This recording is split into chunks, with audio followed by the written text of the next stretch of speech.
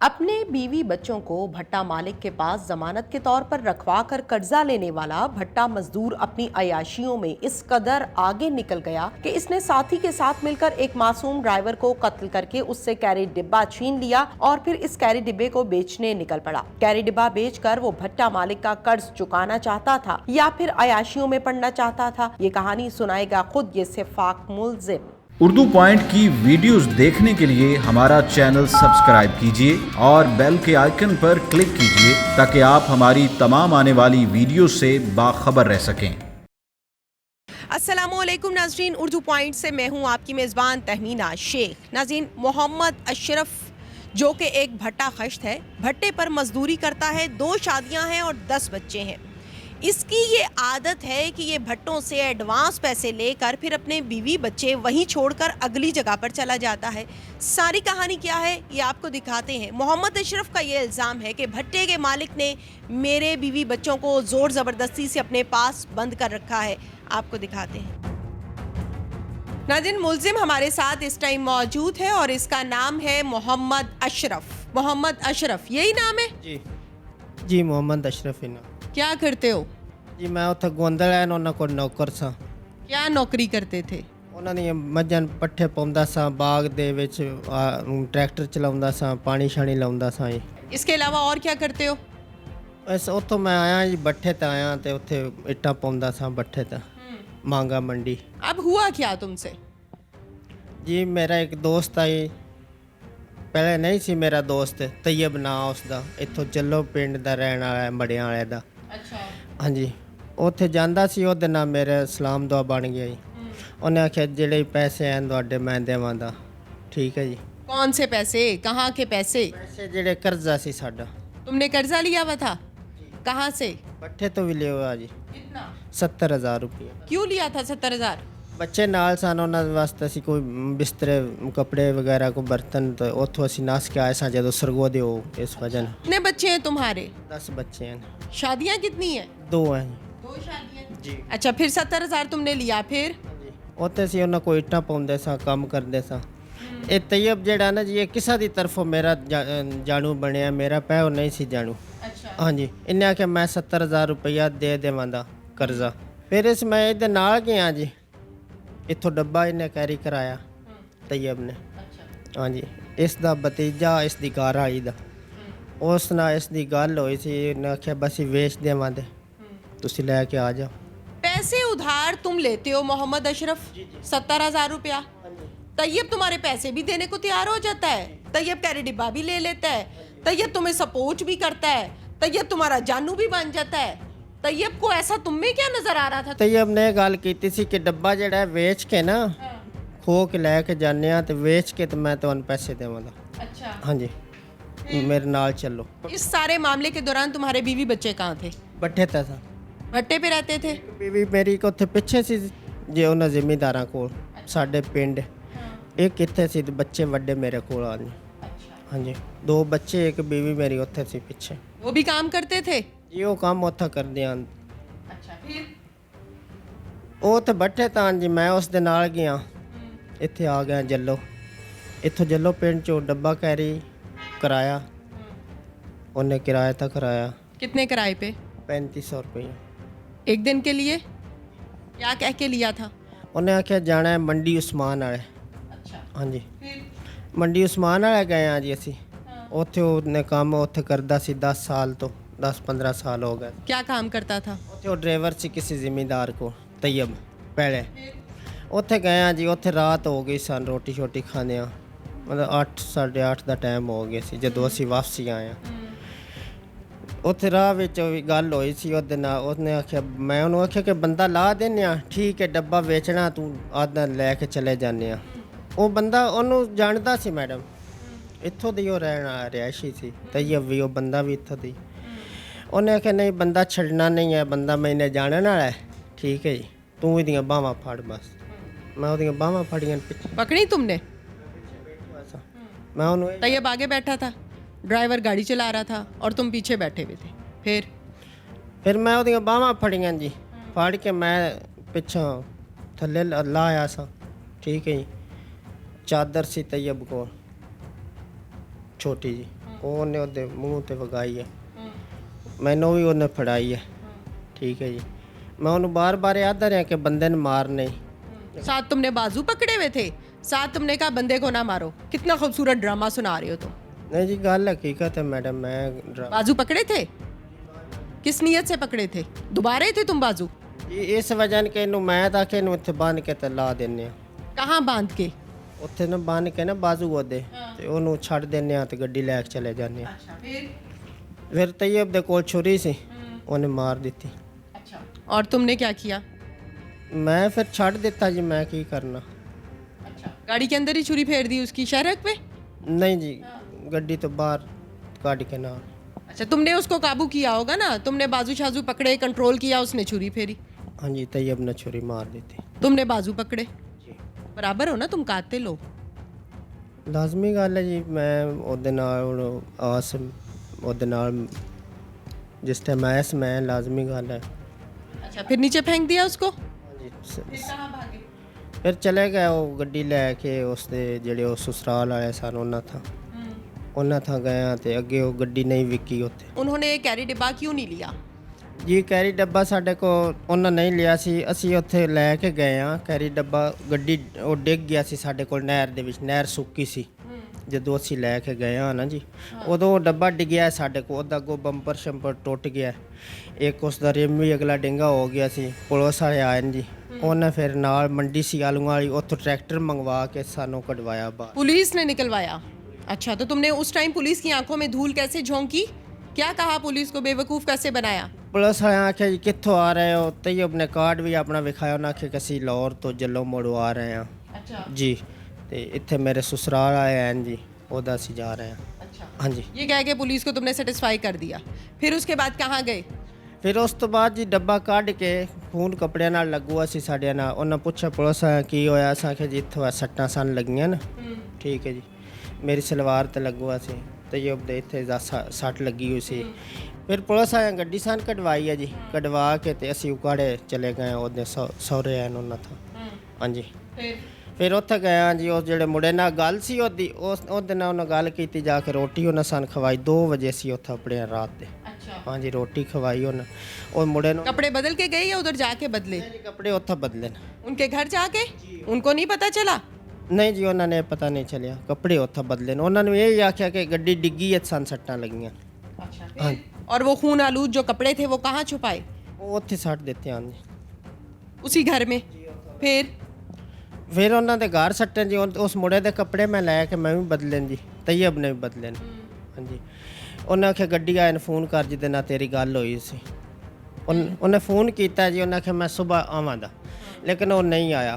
फिर उन्हें आख्या मैं पिछले टाइम आवांगा। 3-4 दफ़ा उस मुंडे ने उन्हें फ़ोन किया है जी, वो उन्होंने डेरे तक भी नहीं आया, ना पहुँचा जी। फिर उन्हें आख्या, मुंडे ने आख्या तुसी गड्डी लैके चले जाओ, वो गड्डी नहीं लेंदा, उन्हें जवाब दिता है मैंने। असी जी उतों गड्डी कड्डी है, असी मुल्तान लैके गए हाँ। ठीक है जी, मुल्तान एक और को बाहर सी मेरा बिल जानू सी, ਉਹਦੇ ਨਾਲ ਮੈਂ ਕੰਮ ਬੱਠੇ ਤੇ ਕਰਦਾ ਰਿਹਾ, ਰਿਹਾਇਸ਼ੀ ਸੀ ਉੱਥੋਂ ਦਾ। ਉਹਦੇ ਨਾਲ ਗੱਲ ਕੀਤੀ, ਉਸੇ ਆਖਿਆ ਕਾਗਜ਼ ਗੱਡੀ ਦੇ ਦਿਓ ਦੇ ਤੇ ਗੱਡੀ ਲੈ ਲਵਾਂਗੇ, ਨਹੀਂ ਤੇ ਇਸ ਤਰ੍ਹਾਂ ਸਾ ਗੱਡੀ नहीं ले। कागज तुम्हारे पास थे नहीं? नहीं जी, कागज़ नहीं। फिर सिंध लैके निकल गए हाँ जी, काजी अहमद काजी जी, ਉੱਥੇ ਲੈ ਕੇ ਗਏ ਆ। ਉੱਥੇ 1-2 ਬੰਦਿਆਂ ਨਾਲ ਗੱਲ ਕੀਤੀ ਜੀ, ਉਹਨਾਂ ਗੱਡੀ ਵੇਖ ਕੇ ਉਹਨਾਂ ਵੀ ਆਖਿਆ ਕਾਗਜ਼ ਦਿਓ ਤੇ ਗੱਡੀ ਲਵਾਂਦੇ, ਨਹੀਂ ਤੇ ਵਰਨਾ ਅਸੀਂ ਨਹੀਂ ਲੈਣੀ ਗੱਡੀ। ਮੁਲਤਾਨ ਅਸੀਂ ਫਿਰ ਆ ਗਏ ਆ ਜੀ, ਉੱਥੇ ਇੱਕ ਰਾਤ ਅਸੀਂ ਰਹੇ ਆ ਮੁਲਤਾਨ ਦੇ ਪਿਛਲੀ ਸਾਈਡ ਤਾਂ ਉਸ ਤੈਯਬ ਦੀ ਬੱਚੀ ਉੱਥੇ ਸ਼ਾਦੀ ਉਹਦੀ ਹੋਈ ਹੋਈ, ਉੱਥੇ ਅਸੀਂ ਰਾਤ ਰਹੇ ਆ ਜੀ। ਰਾਤ ਰਹਿ ਕੇ ਫਿਰ ਅਸੀਂ ਸਵੇਰ ਜਿਉਂ ਹੀ ਨਿਕਲੇ ਆ ਮੁਲਤਾਨ ਆਇਆ, ਮੁਲਤਾਨ ਤੋਂ ਅੱਗੇ ਫੈਸਲਾਬਾਦ। ਸ਼ਾਮ ਤੱਕ ਅਸੀਂ ਸਰਗੋਧੇ ਪਹੁੰਚ ਗਏ। ਫਿਰ ਸਰਗੋਧੇ ਪਹੁੰਚੇ ਹਾਂ ਜੀ, ਇੱਕ ਜਿੱਥੇ ਜ਼ਿਮੀਂਦਾਰਾਂ ਦੇ ਡੇਰੇ ਤੇ ਉਰੇ ਕੋਟ ਮੋਮਨ ਤਹਿਸੀਲ ਹੈ, ਉੱਥੇ ਗਏ ਹਾਂ ਜੀ। ਉੱਥੇ ਮੇਰਾ ਇੱਕ ਭਾਈ ਕੰਮ ਕਰਦਾ ਸੀ, ਮੇਰਾ ਉੱਥੇ ਅੰਮੀ ਵੀ ਰਹਿੰਦੀ ਸੀ ਉਹਨਾਂ ਕੋਲ, ਜਿਨ੍ਹਾਂ ਕੋਲ ਅਸੀਂ ਗਏ ਹਾਂ। ਉਸ ਜ਼ਿਮੀਂਦਾਰ ਨੂੰ ਪਤਾ ਚੱਲਿਆ ਜਦੋਂ ਦੂਸਰੇ ਦਿਨ ਕਿ ਇਹਨਾਂ ਗੱਡੀ ਖੁੱਤੀ ਹੈ, ਬੰਦਾ ਉਹਨੂੰ ਇਹ ਨਹੀਂ ਸੀ ਪਤਾ ਬੰਦਾ ਮਰ ਗਿਆ ਜਾਂ ਜ਼ਿੰਦਾ। ਉਹਨੇ ਜਦੋਂ ਇਹ ਸੁਣੀ ਗੱਲ, ਉਹਨੇ ਆਖਿਆ ਮੈਂ ਤੁਹਾਨੂੰ ਪੇਸ਼ ਕਰਨਾ ਜਿਹੜੇ ਥਾਣੇ ਦਾ ਹੀ ਪਰਚਾ ਹੈ ਤੁਹਾਡੇ ਤੋਂ। ठीक है। ਨਵੀਦ ਮੁਮਨਾਣਾ ਹੈ ਉਸ ਦਾ ਨਾਮ, ਗੋਂਦਲ।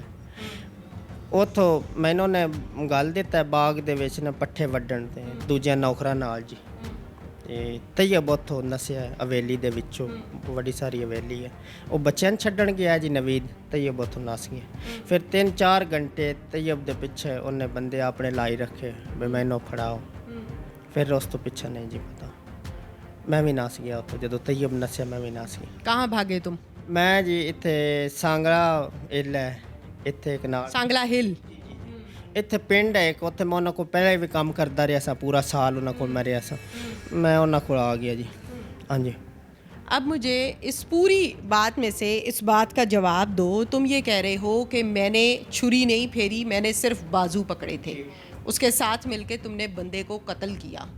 कितने पैसों के बस? ਜੀ ਪੈਸੇ ਉਸ ਆਖਿਆ ਕਿ ਮੈਂ ਜਿਹੜਾ ਵੀ ਕਰਜ਼ਾ ਹੈ ਤੁਹਾਡਾ ਉਹ ਦੇ ਛੱਡ ਸਾਂਗੇ कितना कर्जा? ਇਹ ਬੱਠੇ ਵਾਲਾ ਵੀ ਦੇਵਾਂਦਾ ਜਿਹੜਾ ਉਹਦਾ ਪਿਛਲਾ ਕਰਜ਼ਾ ਉਹ ਵੀ ਦੇਵਾਂਦਾ ਉਸ ਜਗ੍ਹਾ ਇੱਥੇ ਵੇਚੀ ਹੋਈ ਸੀ कितना पिछला? 10 ਲੱਖ ਰੁਪਈਆ तैयब को क्या दिलचस्पी थी तुम्हारे कर्जे में? ਜੀ ਉਹ ਆਦਾ ਸੀ ਕਿ ਮੈਂ ਮੱਝਾਂ ਲੈਣ ਲੱਗਾ ਜ਼ਮੀਨ ਠੇਕੇ ਤੇ ਲੈਣ ਲੱਗਾ ਮੈਨੇ ਜ਼ਮੀਨ ਵਾਲੇ ਪੈਸੇ ਆਪਣੇ ਮਿਲਦੇ ਨੇ ਮਕਾਨ ਉਹਨੇ ਇੱਕ ਦੋ ਉਹਦੇ ਆਨ ਉਹਨੇ ਵੇਚੇ ਉਹ ਸਾਂ ਤੇ ਮੈਂ ਉੱਥੇ ਦੁਆਨ ਕੰਮ ਵਾਸਤੇ ਰੱਖ ਲਵਾਂਦਾ ਹਾਂਜੀ छुरी कितनी दफ़ा फेरी थी उसकी गर्दन पे? ਬਸ 2 ਜਾਂ 3 ਦਫਾ ਰਾਤ ਇਸੇ ਉਹਨੇ ਮਾਰੀ ਹੈ तैयब ने ਹਾਂਜੀ कौन लेकर आया था छुरी, तुम या तैयब? नहीं जी तैयब ने ली कौन सी छुरी थी? घरेलू छुरी थी या बकरे ज़िबा करने वाली थी? ये घर आई 60 रुपए की खरीदी सी उन्हें किसने खरीदी? तैयब ने तुम्हें कैसे पता है कि 60 रुपए की थी? जी मैंने उन्हें दसिया थी ए दुकान है ना इतने एक जी उस दुकान तो हर काम अकेले तैयब नहीं कर लिया, तुम्हें कुछ भी नहीं पता। खरीदी भी उसने, फेरी भी उसने, प्राइस भी उसकी तुम्हें पता है, पता तुम्हें कुछ भी नहीं है, किया सब तैयब ने है। जी मैं यकीनन तैयब मुजरिम है, यकीनन तैयब मुलजिम है, लेकिन तुम ये साबित करने की कोशिश मत करो कि सब कुछ तैयब ने किया है, तुमने कुछ नहीं किया। जी मेरी ये गलती है मैं उस दे नाल सा इस वजह न गलती तो मेरी है जी हाँ जी ये गलती है जेड़ा मैं उस दे नाल हो के ते उन्हें बंदा मार दिता फिर मैं उन मजबूरी मैं उस दे नाल बराबर हिस्सेदार हो अच्छा उस टाइम क्या मजबूरी थी तुम्हारी? तुम कह रहे हो मेरी मजबूरी थी बंदा मारना? नहीं जी बंदा मारना तो मजबूरी नहीं थी पैसे वास्ते मैं लालच वास्ते ओदे नाल गया लालच के लिए तुम उसके पास गए हो। सरासर झूठी कहानी जो तुम सुना रहे हो वो यकीनन नाजरीन भी इस बात को समझ रहे हैं। और इस हवाले से इंचार्ज साहब जो कि मजहर साहब हैं जिन्होंने काफ़ी तगोदो के बाद मेहनत के बाद CDRs को मैच करते हुए इस मुलजिम को ट्रेस किया है जो कि बड़ी दीदा दिलेरी के साथ ये साबित करने की कोशिश कर रहा है कि कत्ल करने में मेरा कोई हाथ नहीं है, मेरे साथ जो शख्स था उसने कत्ल किया है। मज़ीद सारी की सारी जो डिटेल्स हैं वो हम आपको उनसे सुनवाते हैं। मजहर साहब केस आपके पास रजिस्टर्ड कब हुआ? ये 26 जनवरी 2021 को हमारे पास रजिस्टर्ड होता है। अदील नामी बच्चा आता है, वो कहते हैं जी मेरे वालिद अब्दुल रहमान जो कि 22 तारीख से गायब हैं, 22 जनवरी से, और उनका नंबर भी बन जा रहा है। वो रात 11 बजे तक मोबाइल पे हमारे साथ राब्ते में थे, लेकिन उसके बाद उनका नंबर बंद होता है और वो लापता है। तो हमें शुबा है कि किसी ने उनको अगवा कर लिया। जैसे ही केस वो एप्लीकेशन आती है, FIR हो जाती है, FIR मेरे पास आती है तो हम वो जदीद टेक्नोलॉजी को यूज़ करते हैं, डाटा वगैरह हासिल करते हैं विद इन नो टाइम की डिले किए बगैर हम वो डाटा देखते हैं, उसमें डिवीजन करते हैं फैमिली के लोगों को, डिफरेंट लोगों को। तो ये क्राइम टू क्रिमिनल की तरफ जाना, उसमें हाँ ये एक फ़र्स्ट स्टेप जो हमारा था वो डाटा जो था वो रिसीव करना था। उसके बाद हम देखते हैं कि ऐसा एक नंबर हमारे सामने आता है जो कि बिल्कुल कभी भी पहले इसके साथ राब्ते में नहीं था। जब हम वो उस बंदे तक पहुंचते हैं तो वो पता चलता है कसूर के एक बंदे का नंबर है। उसको जब हम जाके पकड़ते हैं तो वो एक अलग से एक नई बात कर देता है, जी ये मेरा एक दोस्त है अशरफ उर्फ अरशद, वो ये नंबर यूज़ कर रहा है। चूँकि उसका ID कार्ड नहीं बना हुआ, उसको मैंने अपनी सिम दी हुई है। अब हम उसे पूरी स्टोरी को मतलब उसको हम अपने पास रखते हैं और उसे कहते हैं कि भाई ये बंदा पकड़वा। वो उसके साथ नए नंबर से ये रब्ता करता है, वो वाला नंबर अपने बंद कर देता है, उसे कुछ पैसों की डिमांड करता है कि मुझे पैसे चाहिए। वो हम इसके पीछे केस को ट्रेस करना मज़ीद शुरू कर देते हैं। उससे फिर इसकी फैमिली का पता चल जाता है, इसके बीवी बच्चों का पता चल जाता है। इसमें ये चूँकि भट्टे पे काम करते हैं, भट्टे मज़दूरों का होता ये है कि अपने ठेकेदार से या अपने मालिक से या एडवांस में पेमेंट ले लेते हैं और इसके एवज़ ये टाइम एक सेट कर लेते हैं कि 1 साल पूरा या 6 माह हम आपके इस पे काम करेंगे इतने पैसों में, फिर हम कहीं भी जा सकते हैं। इन्होंने एडवांस में उससे भट्टे वाले से अपने मालिक से कुछ 10 लाख की अमाउंट ली हुई थी। उसके एवज़ इसके बीवी बच्चे इसके बहन भाई वहाँ पे थे। ये वहाँ से भाग गए, ये वहाँ से भागा, पैसे लेके इसने इस्तेमाल कर लिए। अब वो इसके बीवी बच्चों का वो चूँकि मालिक था उसने कहा हुआ था कि पैसों के एवज़ मैंने रखे हुए थे। इसने क्या किया कि पैसे वहाँ से लेने के बाद वहाँ से निकला है, बीवी बच्चों को उधर छोड़ा और ये दूसरी इसने शादी कर ली। इसने शादी पहले वाले मालिक से पैसे लिए दूसरी शादी करने के लिए, वहाँ से ये भागा, पैसे दूसरी जगह पे इन्वेस्ट किए, दूसरी शादी की और वो उस औरत से इसके 2 बच्चे हुए बाद में। अब ये 2 जगह पे कर्जाई था। एक तो इसने जहाँ से 10 लाख लिया वहाँ पे, और जिस जगह नहीं पे गया वहाँ से इसने 70,000 लिया और उधर अपने नई बीवी और बच्चे छोड़ दिए, जो कि ये बता नहीं रहा। अब वो 70,000 के एवज़ उधर हुए थे। जब हमने पता किया तो पता ये चलता है कि इसके जो सेकंड वाइफ जो इसने 70,000 के एवज़ मतलब वहाँ से ले गए और ये पूरी फैमिली वहाँ पे थी, वो पहले वाला मालिक ले गया हुआ है। वो कोई गोंदल है, सरगोदा का गोंदल साहब थे कोई, वो उसने 70,000 पे किया और वो फैमिली को ले गया उधर, अपने पास उसने रख लिया। जब वाइफ को मिले, जाके उनको मिले, उन्होंने कहा जी हमें कोई ज़बरदस्ती नहीं यहाँ पे रखा हुआ, हम अपनी मर्ज़ी से रह रहे हैं। ये गोंदल साहब हमारा बड़ा ख्याल रखते हैं, हमें खाना देते हैं, कपड़े देते हैं और हम इनके घर में मुलाजमत कर रहे हैं, हमें इन्होंने ज़बरदस्ती नहीं रखा हुआ है। ये बात क्लियर होगी। लेकिन ये चूँकि शातिर था, ये कुछ कानूनी मामलात भी समझता था, इसने उस गोंदल के अगेंस्ट रिट की हुई थी हाई कोर्ट में कि इसने ज़बरदस्ती मेरे बच्चों को रखा हुआ है, जबकि उसकी वाइफ और उसके बच्चे इनकारी हैं कि एक चीज़ तो क्लियर हो गई ना कि कोई ज़ोर ज़बरदस्ती, कोई जुल्म सितम वाला किस्सा है ही नहीं है। आपने इनको फिर ट्रेस कैसे किया? जब हम वो कसूर से बंदा सखावत नामी लड़का पकड़ते हैं, वो इसकी फैमिली बैकग्राउंड बताता है सारा। हम अभी इसको मज़ीद तफ्तीश करते जा रहे हैं, फिर पता चलता है इसके साथ जो इसने कैरी डब्बा लिया एवरी वैन अब्दुल रहमान मकतूल जो हमारा इसमें मकतूल है, उससे ये लेते हैं। हमें आइडिया होगा कि ये 2 लोग थे, एक तैयब है और एक ये अशरफ उर्फ अरशद है।